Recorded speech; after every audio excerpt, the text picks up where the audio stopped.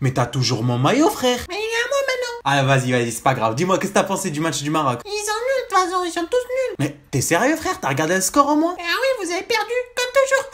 T'es sérieux, mon frère? Ah oui, vous êtes nuls. Mais on a gagné 2-1. On a marqué un magnifique but. Ah oui, mais c'est pas grave, vous êtes nuls quand même. Bref, il commence à me rendre dingue, celui-là. Vous allez jamais passer contre le Portugal. Jamais.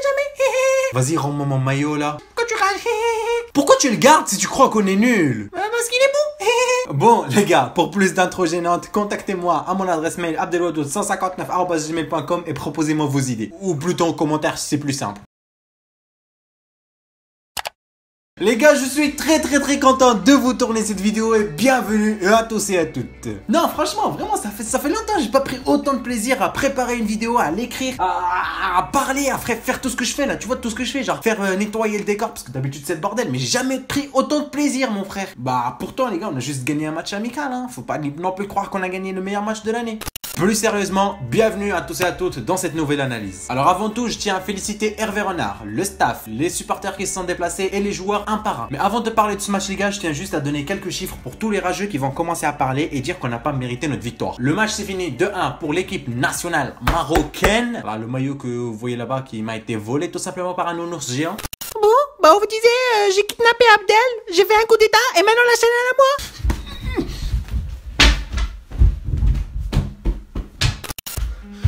Voilà, il est plus là. Mettez un pouce bleu si vous voulez que je me coupe les cheveux. On reprend avec nos chiffres les gars. Il y a eu 22 tirs à 5 pour l'équipe nationale marocaine, 7 tirs cadrés à 1 et 58% de possession. Et finalement 8 corners pour l'équipe nationale à 2. Bon les gars, je me suis changé parce qu'il faisait trop chaud. Je sais même pas pourquoi je mettais un sweat frère. Bref, laissez tomber. Alors, commençons par la composition les gars. Alors, il n'y a pas eu énormément de changements par rapport au dernier match de préparation face à l'Ukraine. On a remarqué l'absence de 2 joueurs. Il n'y avait pas Mounir au cage, Mounir Mohamedi El Kajoui, et il n'y avait pas Dacosta, Marwan Dacosta. Les changements se sont effectués ainsi. On a joué avec un 4-2-3-1 les gars. Alors, nos 4 défenseurs, vous les connaissez. C'est juste que cette fois-ci, on a changé. On a mis directement Hakimi à droite. Les 2 centraux, il s'agissait de Ben Atiya et de Romain Saiss. À gauche les gars, Mendil. Les 2 milieux récupérateurs, Boussoufa Al-Ahmadi. On émossé Belhenda. À gauche Ziyech devant Boutaïb et à droite Amrabat. Et au cage bien sûr les gars, Bounou qu'on a testé dans ce match. Le début du match était en faveur des Marocains. Il y avait un très haut pressing sur l'adversaire. On récupérait la balle très rapidement. Et franchement les gars, quand il y avait un adversaire qui récupérait la balle d'une manière ou d'une autre, vous voyez toujours 3-4 joueurs qui s'avançaient sur lui. Et le pauvre il trouvait rien à faire. Donc franchement chapeau à eux. Il faut vraiment une grosse cohésion d'équipe et un grand travail d'équipe pour vraiment être autant concentré et pas provoquer des failles derrière. L'adversaire il gardait pratiquement pas la balle. Donc voilà, dans la demi-heure de jeu, on était pratiquement à 70-75% de possession facile. Alors il y a eu plein d'actions dont 2 grosses frappes de Hakim Ziyech. Un petit peu peut-être égoïste les gars, je sais pas, c'est vous qui me direz, mais c'était quand même beau. Alors on tient à préciser qu'il y a eu aussi une belle frappe de Boussoufa qui a failli rentrer. Le gardien il a été concentré, il a réussi à la repousser. Nous on peut pas jouer contre des Karius hein, on peut pas jouer contre des Karius nous.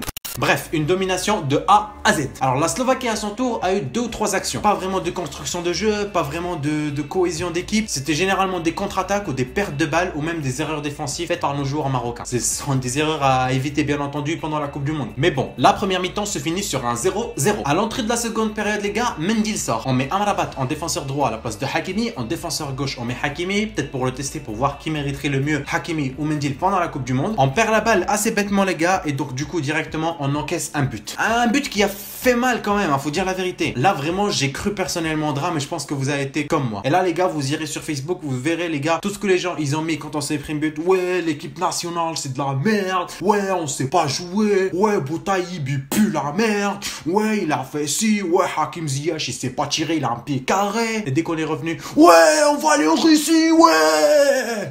Non, plus sérieusement les gars, le lion ne meurt jamais. Il peut tomber malade, tu vois, c'est normal, il peut tomber malade, mais il meurt pas. Même pour moi les gars, franchement, je trouvais vraiment compliqué le fait de revenir parce que j'avais peur que physiquement on soit mort un petit peu. J'avais peur également les gars que les joueurs ils fassent Ramadan, je sais pas s'ils le font pas. J'imagine que si. J'avais peur aussi que le Ramadan joue un petit peu parce que la journée n'était pas encore finie et j'avais peur que même psychologiquement ce soit compliqué de revenir. Ensuite, un coaching de Renard arrive, un coaching gagnant qui était vraiment gagnant. Harit et El Kaabi vont rentrer et ils vont vraiment faire la différence. Commençant par El Kaabi sur une très jolie tête sur corner à la 64. Si mon téléphone pouvait ne pas sonner pendant que je parlais, ce serait cool. Je me répète, je sais pas combien de fois pour essayer de faire en sorte que mes phrases soient correctes et il fait que sonner. Les abonnés, arrêtez de m'envoyer des messages tout le temps. J'ai pris la grosse tête.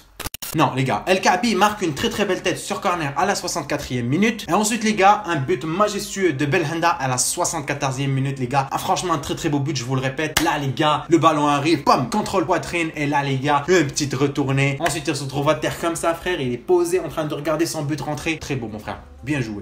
On va parler après des joueurs les gars, vous connaissez un petit peu comment ça se passe maintenant. Mais franchement, une incroyable remontée des Lions de l'Atlas. On précise quand même les gars pour les éléments perturbateurs que la Slovaquie n'est pas un pays qui sait pas jouer au football. C'est pas un pays facile à battre. Malgré le fait que le match soit amical bien entendu, la Slovaquie reste 29e au classement mondial de la FIFA. Juste pour information, le Maroc les gars est 42e. Donc franchement, faites le calcul par vous-même les gars si vous ne croyez pas. Mais la Slovaquie a 13 places de plus que le Maroc. Sur le papier, normalement on devait perdre si vraiment on suit la suite logique des choses. Mais c'est vrai les gars que cette composition qui est menée par Marek Hamšík, un des meilleurs milieux de la calcio, pouvait vraiment nous causer du souci. Mais on est trop fort, laisse tomber. Mashallah, tabarakallah, khamsa wa khamis, ya rabbi tahfadna wa tassir ya rabbil alamin. Si t'as pas compris, c'est que t'es un babtou. Mais c'est pas grave, c'est pas grave. Je parlerai de ton pays peut-être un jour. Si tu mets un pouce bleu, tu vois, si tu mets un pouce bleu peut-être. Parlons maintenant des individualités les gars. Alors personnellement les gars, Mounir il reste largement supérieur à Bounou. Pas parce que Bounou il est pas fort. Non les gars, attention. Il s'est pris un but, c'était peut-être pas sa faute. Enfin, c'était pas sa faute tout court parce que la balle a été super bien placée. Le tir il a été vraiment très puissant. Donc franchement les gars, c'était pas à cause de lui. Mais les gars, le problème avec Bounou c'est qu'on l'a pas beaucoup testé avec l'équipe nationale. Et c'est ça le souci, c'est qu'on l'a pas testé. C'est pas parce qu'il est pas fort. Non, on l'a pas testé. Et vraiment Mounir à mon avis mérite plus parce que franchement il a fait ses preuves avec l'équipe nationale. Peut-être il joue pas, mais qu'est-ce qu'on s'en fout. Tant qu'il est bon avec notre équipe, il a sa place mon frère. À mon avis les gars, je pense qu'on est tous d'accord par rapport à ça. La titularisation de El Kaabi n'est pas discutable. Bah parce que Boutaïb il est nul frère. Mais non, pas du tout. Quand on marque 3 buts, un triplé contre le Gabon qui est un pays qui est quand même assez fort, on peut pas vraiment affirmer ceci. C'est juste qu'il nous faut vraiment un attaquant qui est un petit peu plus fort, qui est plus rapide, qui perce, qui a même les qualités techniques pour vraiment débloquer les situations. Donc il est nul. Mais non, mais dis pas ça. C'est juste que El Kaabi peut vraiment marquer d'une moitié d'occasion. Alors que Boutaïb il lui faut une occasion. C'est pas le même style de jeu. Bah alors il est nul. D'accord, il est nul. Amin Harit les gars, tout le monde est amoureux de ce joueur et comment ne pas l'être. Il est tellement beau. Plus sérieusement les gars, c'est vraiment le joker sur lequel Renard pourra jouer à tous ses matchs. Il pourra vraiment le faire entrer et débloquer des situations qui seront vraiment peut-être compliquées pour nous. Il sait dribbler, c'est un très bon milieu, il sait mettre des passes et il sait même marquer. Donc franchement les gars, c'est 1-2 avec Ziyech. Je les vois pendant la Coupe du Monde venir de très loin. Ça peut vraiment être un duo exceptionnel. Ouais, donc remplaçant de luxe et peut-être même un gars qui pourrait éventuellement jouer au titulaire à l'équipe nationale marocaine. On sait pas ce qui va se passer. Belhanda les gars, Belhanda. Vous voyez, vous souvenez ce que vous m'aviez dit sur Belhanda quand j'ai fait ma vidéo les gars? Plusieurs personnes le trouvent nul et pas à la hauteur de l'équipe nationale du Maroc. Ah bah vous avez tort. Les gars, il suffit qu'il soit absent pour qu'on s'en rende compte de sa qualité et de l'importance qu'il a dans notre effectif. Mais bien entendu, il est jamais absent parce qu'il est important. On peut pas se permettre de pas jouer avec ce joueur. Le jour où il sera plus là les gars, vous verrez les failles, vous verrez à quel point il est important au final. C'est un vrai numéro 10 même si on s'en rend pas compte. Voilà les gars, il a prouvé à tout le monde aujourd'hui avec son but majestueux qu'il est à la hauteur de l'équipe nationale et qui mérite être là. Que ce soit défensivement ou offensivement, il est à la hauteur. Il peut jouer comme milieu offensif central avec Ziyech à gauche. Il peut même jouer comme milieu central à la place peut-être de Bossofa. Bref les gars, on a besoin de lui et sa place elle est là. Il faut quand même pas oublier Hamza Mendil. Bon vraiment les gars, je me suis lancé dans des gros débats avec pas mal de personnes qui pensaient que Hakimi devrait jouer à la place de Mendil à gauche. Je sais pas si vous pensez toujours la même chose. J'espère pas, mais vous avez le droit. Les gars, franchement, il s'améliore de plus en plus. Et il a vraiment colonisé ce couloir gauche. Il est à lui. Voilà, déjà il est ivoirien frère, il est marocain. En plus il prend le couloir gauche. Tranquille mon frère, tranquille.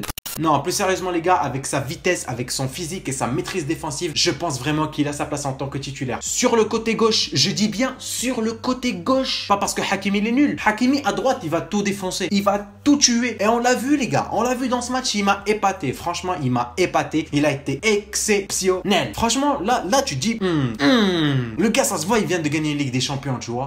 Je reparle pas de lui les gars, la vidéo est déjà assez longue franchement. J'ai fait une vidéo sur lui qui va sortir le même jour que celle-ci. Rien à dire sur lui, il est énorme, sa régularité me rend dingue. Je sais pas comment on peut être aussi fort et aussi régulier. Tabarakallah, mashallah, khamsa wa khamis, ya rabbi tahfadou tsalmi ya rabbil alamin, ya rabbi bislama bislama bislama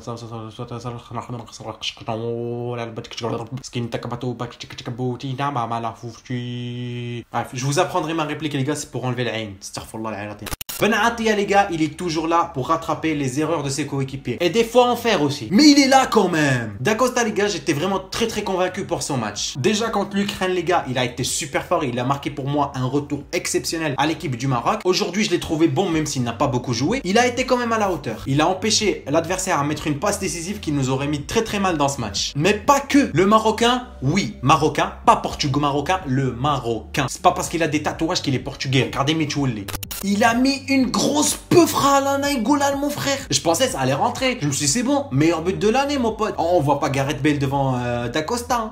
En parlant de grosses peufras, Nainggolan ne pourra pas en mettre pendant la Coupe du Monde. Mais Ziyech pourra, les gars. Eh oui. Franchement, les gars, ces 3 grosses frappes montrent, les gars, qu'on peut vraiment compter sur Ziyech pour les frappes de loin. Oui, les gars, parce que des fois, les passages par les ailes ou par les axes peuvent être très compliqués à gérer. Donc, du coup, on a vraiment besoin d'un joueur comme ça qui est capable de débloquer la situation en un claque. On a une grosse peufra. Et en plus, les buts, ils sont trop beaux, mon frère. Ils sont trop beaux. C'est les plus compliqués à mettre. Vous le savez, les gens qui jouent au football. Bon, bien entendu, les gars, pour quelqu'un qui a joué au Raja de Casablanca pendant plus de 10 ans, je sais de quoi je parle, tu vois. Voilà, mais Michouli, devant moi, c'est rien du tout, mon frère.